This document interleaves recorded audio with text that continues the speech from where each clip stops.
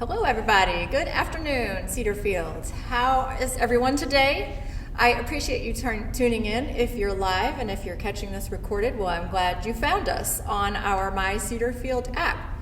And I hope that you will spread the word that we are now recording this live stream, and so that you can watch it at your convenience. That would kind of probably be my preference. I know I'm hard to pin down in one spot every week, so.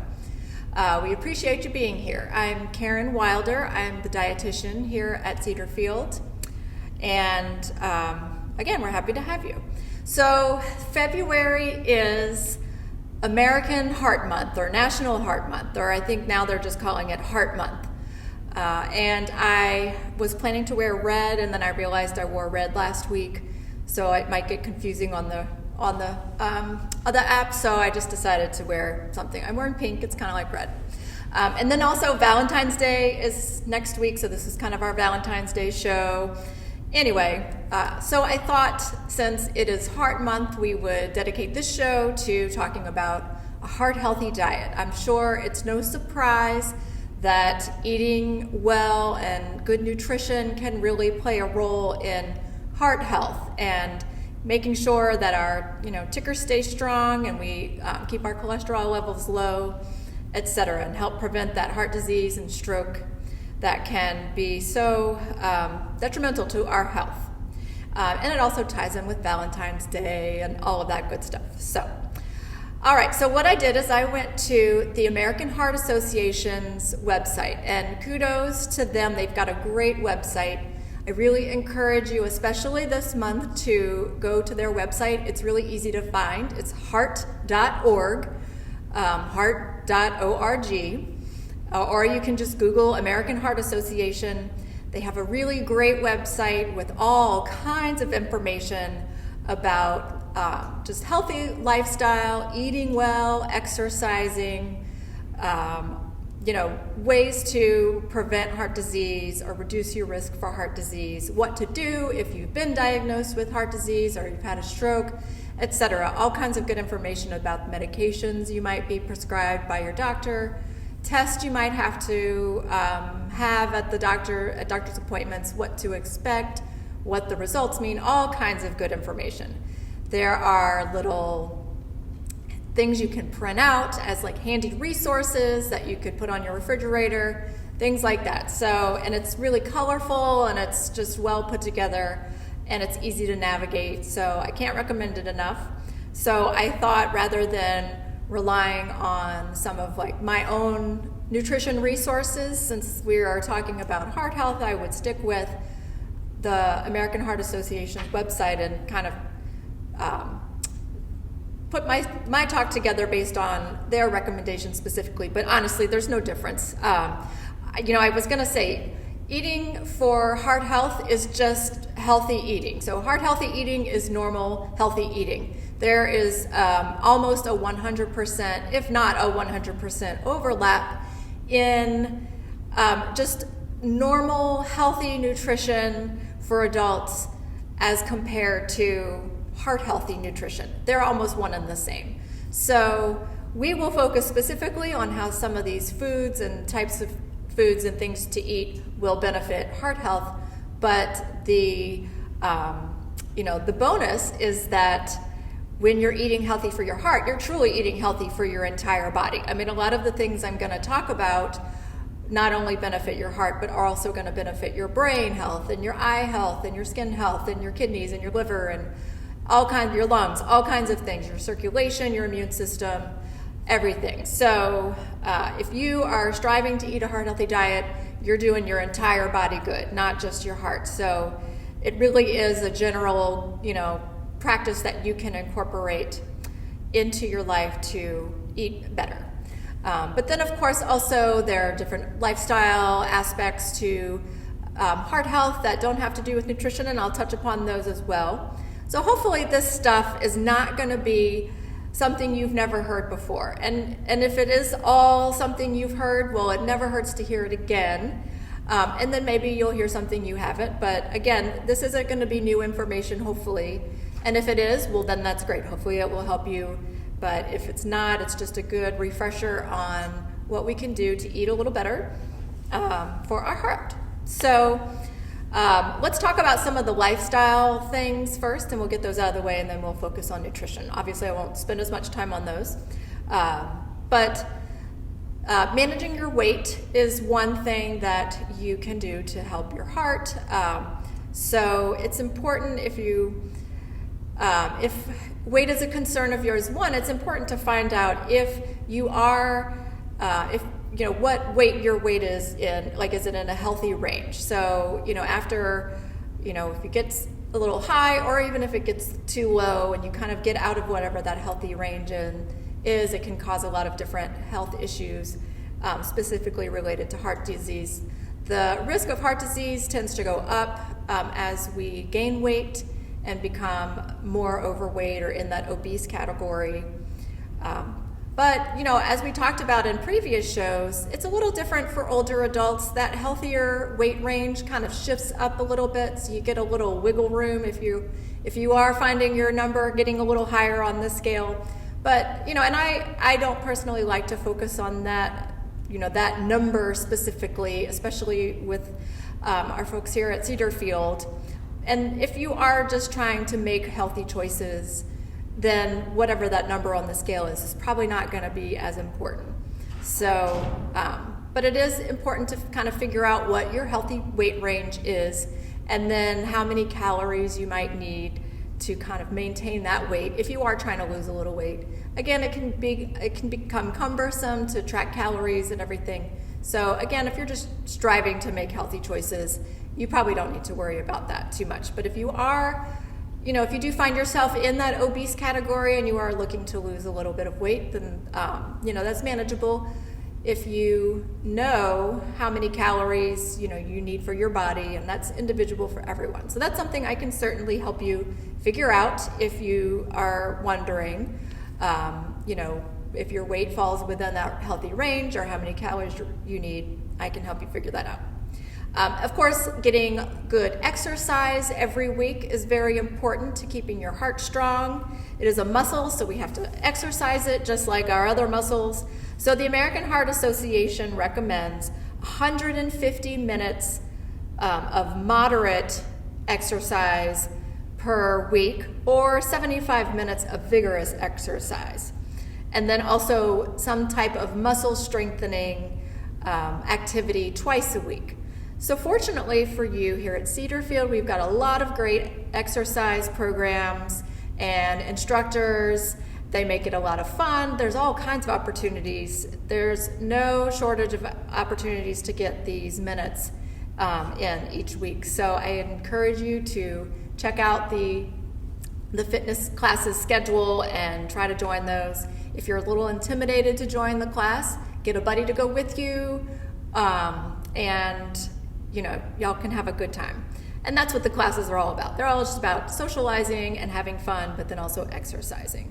So moderate activity is things like a brisk walk, or maybe a water aerobics class, or dancing, or maybe doubles tennis was an example, or maybe just a casual bike ride, to where your heart's beating a little faster, but you can still talk, and your breath you might be a little short of breath, but you can still have a conversation for the most part. And then vigorous exercise is more like running, hiking uphill, or climbing stairs, or lap swimming, things like that. So that's where your heart rate's going to certainly go up. You'll start to sweat a little bit, and you probably can't talk very easily when you're out of breath. So that's kind of the differentiator.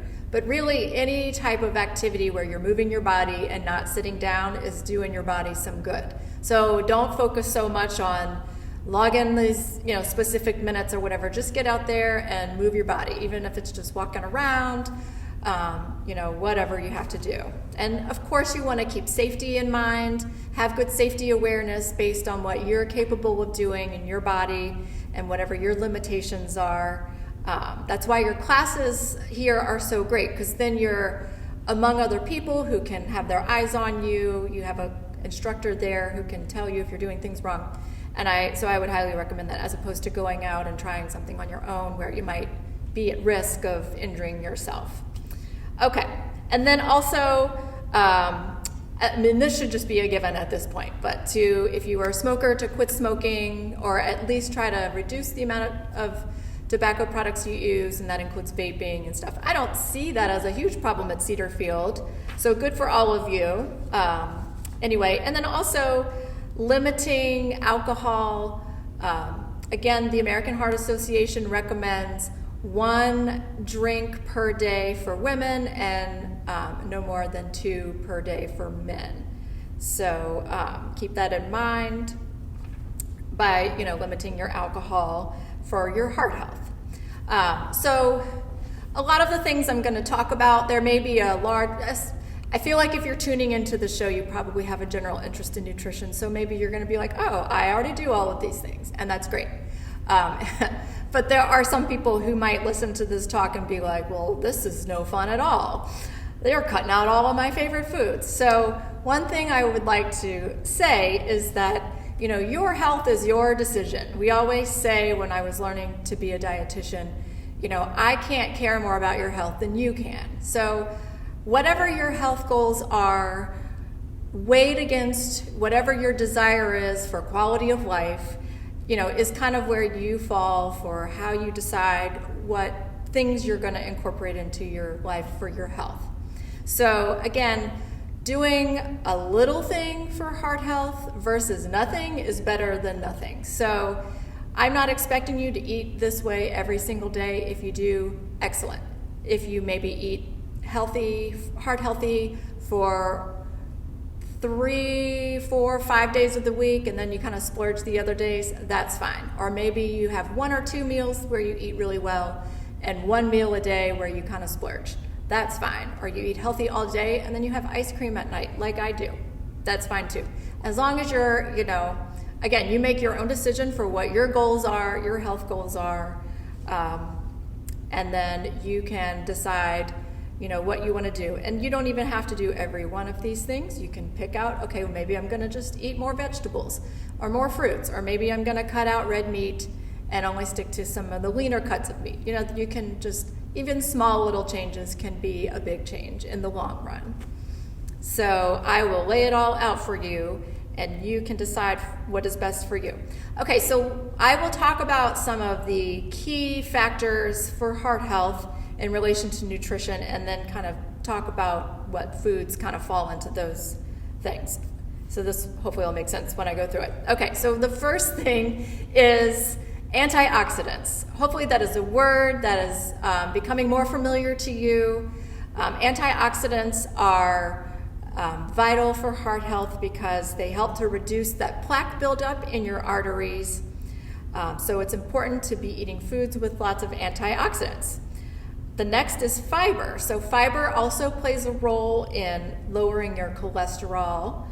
Again, fiber is beneficial, and like I said earlier, and antioxidants, these things are very beneficial for lots of things in your body and lots of systems and organs, but we're focusing on the heart and how it contributes to heart health today. So fiber can help to lower your cholesterol, as well as reducing the amount of saturated fats, which are the fats that come from animal-based products, like particularly red meat, but then also lean meats have saturated fat, and dairy products and eggs. But so reducing your amount of saturated fats and increasing your amount of healthier fats, which are going to be the fats that come from fish and also vegetable oils, avocados, all of your canola oil, corn oil, things like that. All of those healthy oils that you use to cook with, as long as they all have a lot of calories, but they're also healthy fats that are good for your heart. They can help to raise that HDL, which is the good fat, and lower the LDL, which is the bad fat. All right, and so then also we want to choose foods that are lower in sodium and try to manage our sodium intake. Obviously that is good to help manage your blood pressure and keep it at a healthy range. And then also we want to cut out excess sugar, which usually comes from a lot of our pastries and desserts, and processed foods have all kinds of sources of sugar in them. Sometimes you wouldn't even expect. And so mainly that sugar is going to contribute to weight gain, which then can increase your risk for heart disease. All right, so how do we get antioxidants, fiber, healthy fats, lower sodium foods? So let's go through some of those things. Again, hopefully this is not a big shocker to you, especially when I say you should eat plenty of fruits and vegetables, right? I must say that every single day. Hopefully, well, you're probably tired of me saying it, but I'm not going to stop because I'm a dietitian and that's my job, to encourage everyone to eat lots of fruits and vegetables. And that's because they have just about everything you could need. Fruits and vegetables are loaded with water, fiber, all those antioxidants we talked about, vitamins and minerals, which are so important to maintaining all of the systems in our bodies for our blood circulation, immune system, maintaining our DNA and the health of our DNA. Some fruits and veggies have a pretty good source of, a pretty decent amount of protein, so you could even get some protein. And then there are some too that also have those healthy fats I was talking about. And fruits and veggies are low calorie foods, they're low sodium foods, so you just can't go wrong, right? When we're talking about heart health.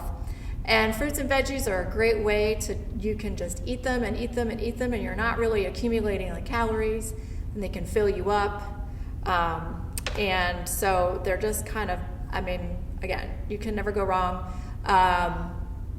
Fruits you might have to, depending on, if you have diabetes or you're trying to manage your blood sugar, fruit, you might need to limit a little bit more because there are more calories in fruit. Because of the natural sugar in them. So keep that in mind. So I always say pretty much anything that grows out of the ground is going to be a good choice for you from a health standpoint, especially for heart health. So kind of on that vein, the next thing is lean sources of protein. So this goes into so protein foods like our meats typically are the foods that are the highest in or the biggest contributor to saturated fats in our diet. So focusing on, in an effort to limit your saturated fats, focusing on leaner sources of protein. So to reduce that saturated fat in our diet. So if you like dairy products like cheese, milk, eggs, you should, I encourage those because they're a great source of protein and calcium and other nutrients, but try to find a low-fat variety, like a skim milk or 1% milk, yogurts with low fat. I personally think low-fat cheese is horrible, so if you want to fudge a little bit on that, that's fine too. Just limit the amount of cheese you actually eat, which I know is hard, at least for me. But man, those low-fat cheeses they're not very good. All right, just putting it out there, being real. All right, so then also going back to anything that grows out of the ground is going to be good for you. So plant-based sources of protein are always a great choice, especially if you're trying to reduce saturated fat, which is great for heart health. So things like beans, peas, lentils, nuts, soy products, all of these are going to be great sources of plant-based proteins. A lot of those also carry some of those healthy fats in them to replace the saturated fat. And then for actual animal-based, other than the dairy, we talked about that, fish is a great source of lean protein. Also chicken, when you remove the skin holds a lot of that saturated fat. Turkey, really any of the cuts of meat that are the leaner cuts. So, if you go with things like chicken or turkey, you'll have those leaner cuts. But then if you do really like beef, try to find the beef that is choice or select and not necessarily prime, because prime is usually going to have more of the marbling in it, which contributes a lot more fat. You can also look for cuts like round or loin or sirloin, so like a pork tenderloin or pork, sirloin, things like that. Those are going to be your leaner cuts. All right. So also in an effort to reduce saturated fat and increase those healthy fats, like I said, I talked a little bit about using vegetable oils in your cooking as opposed to butter. Now, I agree that butter is very good. And it definitely, you can't really replicate that experience of butter with a vegetable oil, but if you are trying to find little ways to increase those healthy fats, then you could switch to a vegetable oil as opposed to butter. Again, there's, corn, there's so many out in the market now. There's corn oils, sunflower oils, canola oil, all the avocado oil, all of those.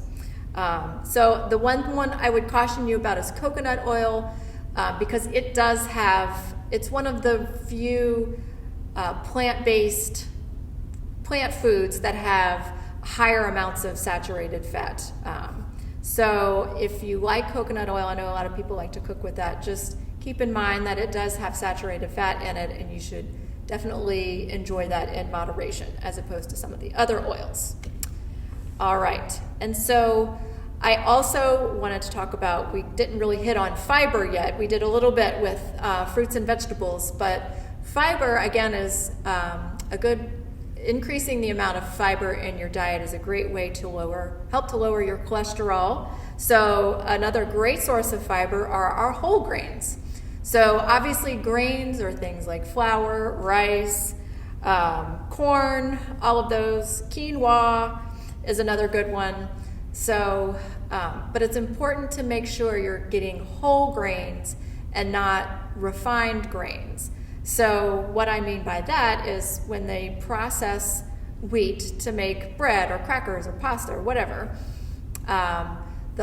there's two different ways they can process it. So the refined process, they basically, they crack open the grain and they take the starch out and make get the flour from that, and they kind of just throw everything else away. So this is going to be your plain white bread, your plain regular pasta, your generic saltine crackers, things like that. All of that stuff they throw away, that's the good stuff. That's the stuff you want for your heart health. So if you are buying products that are whole grains, they keep all that in the processing process. So that's going to have all the fiber. All of that bran that's on the outside of the grain, that's the good fiber. That's really good for your heart. And then also there are healthy fats in there. There are good vitamins and minerals.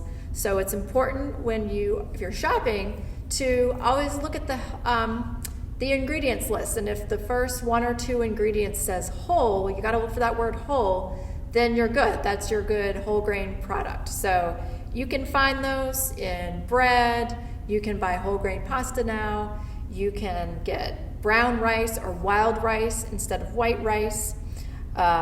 Crackers. There's all kinds of products now that are incorporating whole grains, fortunately. Other normal, just everyday foods that are good sources of whole grains and fiber are popcorn, oatmeal. Quinoa is another good one. I know that's kind of different, but you can kind of do it's kind of versatile. You can do a lot of things with it. So, all right. And so then again, I talked a little bit about managing or limit. I'm not saying cut out completely. I'm just saying to limit highly processed foods and all those really high in fat and sugar desserts and pastries. Things that are cooked in lard or things like that, because those are all going to be really high in calories, sugar, a lot of times salt. Even if it's something sweet we wouldn't expect, they're going to have a lot of salt in it, and then just those saturated fats. So keep that in mind. I'm not saying you have to cut all this stuff out completely, but as much as you can limit it, the better. So, all things in moderation, as we like to say. So again, you just have to, there's a lot of different things you can do here. You can incorporate all of these things.